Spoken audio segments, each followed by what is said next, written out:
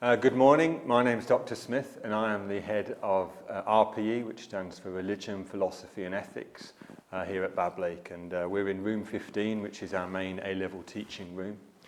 You can see behind me posters of the great philosophers. So why would you consider doing religious studies A-level?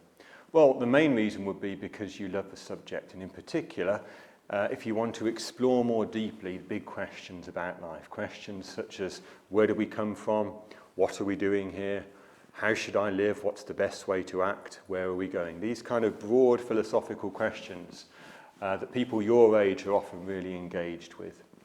And that's the main reason for doing it. Other reasons, well, if you love discussion, most of our lessons are based around discussion. Here in this room we generally have groups of about 8 or 10 pupils in the class, and so it's ideal for discussing people's different points of view on religion, philosophy and ethics. And then from a more practical, pragmatic point of view, you do develop lots of really important skills through doing this subject. In particular, you learn the skill of thinking clearly and thinking for yourself. Really, really important skill in life for you as a human being, let alone as an employer as well. You also learn to critically analyse other people's arguments and to evaluate. And these are skills that are really helpful in all kinds of walks of life, but in particular if you're considering going into law, or if you're considering going into medicine, or if you're considering going into business. But just as a human being, it's really important to learn to think for yourself and to critically analyse other people's arguments. So those are the kind of skills you develop in the subject and the reasons why you might want to do it. I'll just say a few things now about what the actual A-level entails. So there's 3 parts of it, and that's why we call the subject Religion, Philosophy and Ethics. It's actually, the technical name for the A-level is Religious Studies, but really it's Religion, Philosophy and Ethics. The religion we study is Buddhism. The reason we choose this religion is because we feel it's particularly a popular religion in the modern world, and it's a religion that you can get a lot from regardless of whether or not you're a Buddhist. And of course most people in this country aren't Buddhists, but because Buddhism is as much a philosophy as a religion, we feel that it's a religion that students get a lot out of studying. So for this part of the course you learn about the life of a Buddha, you learn about the key teachings of Buddhism, you learn about the different schools of Buddhism, and then you also learn or we discuss different philosophical questions concerned with Buddhism, such as, is Buddhism feminist? Should Buddhists be socially engaged? Is secular mindfulness similar to Buddhism? Is Buddhism more a philosophy or a religion? Questions like that. So that's the religion side of the course, and that's taught by me.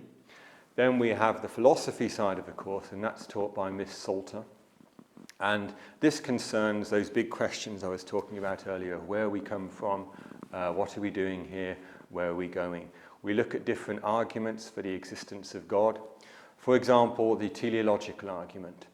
The world seems to be such an ordered and purposeful and beautiful place, and some argue that this is evidence of a divine intelligence behind the world, and they say that divine intelligence is God.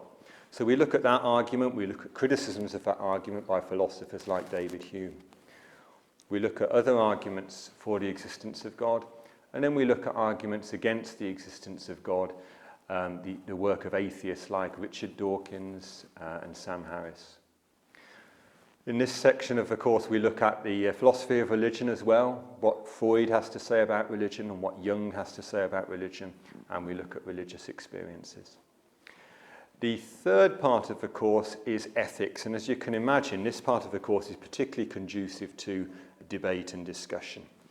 And in ethics, we look at different theories as to how you decide what is right and wrong. For example, utilitarianism, which says that we should do what leads to the greatest happiness of the greatest number of people. Then we also look at whether we are free as human beings, whether we have free will, or whether in fact our actions are simply the product of nature and nurture, of our genes and the environment. And if that is the case, and if our actions aren't free, then can we be held morally responsible for them? So that's the ethics section of the course. In the ethics section of the course, we apply the ethical theories to specific issues, real-world issues. So we look at immigration, we look at capital punishment, we look at the use of nuclear weapons and abortion and euthanasia. So, at the end of the course, you would take 3 exams, one in Buddhism, one in philosophy, and one in ethics. These exams are each 2 hours long, and you write 2 essays in them from a choice of 5 questions. Pupils tend to do very well in this subject. Generally, they do above the school average. No exams were sat last year, obviously, but the year before, 100% of our pupils got A star, A or B, and 62% got A star or A. So pupils tend to be really successful in this subject in the exam. So that's about it, really. I really hope you'll decide to take the subject. It is a wonderful subject. We really enjoy teaching it. We've got 3 specialist teachers here. Mrs. Tumber does the ethics side of the course, I should have mentioned. We really love teaching it, so we hope that you'll decide to do it. Thank you.